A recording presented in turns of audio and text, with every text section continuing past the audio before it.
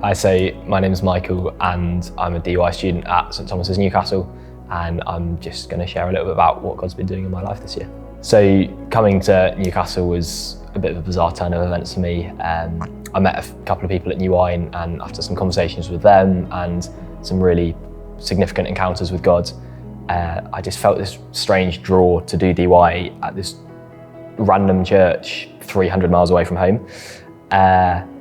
So I deferred my uni offer late August and came up to Newcastle, not really knowing a whole lot about the church or DY. So in sort of worldly terms, it was a foolish decision, but I really felt the Lord calling me here, and He's proven that.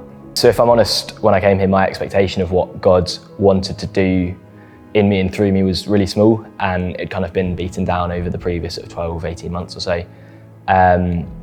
And I just had a real longing to sort of feel significant, to feel like I'm making massive contributions and differences. So for me, that might look like leading worship to a room full of people who are bouncing about praising the Lord, or having super in-depth conversations and speaking into the lives of all my friends. But actually what I've found is that the value of a moment or an event is not in how many people are there or how significant it feels, but actually just in whether the presence of the Lord is there.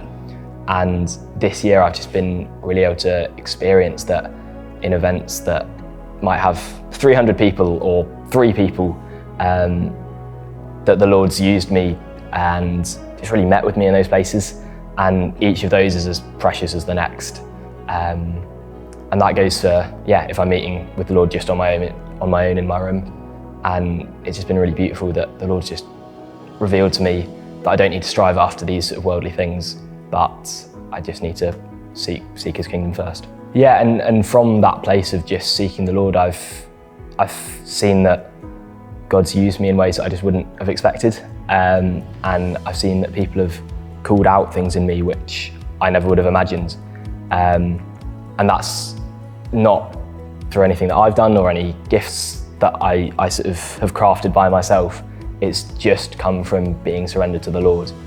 And it's just been amazing that I don't have to worry about it all being in my own strength, because when I do stuff in my own strength, it doesn't work. But when I just surrender to the Lord, I've seen some really amazing things happen, and I'm just so grateful for that. So whereas before I was doubting as to whether God even wanted to use me, let alone He would, now I just have so much confidence in the fact that He knows me, He loves me, and because of that, He will use me.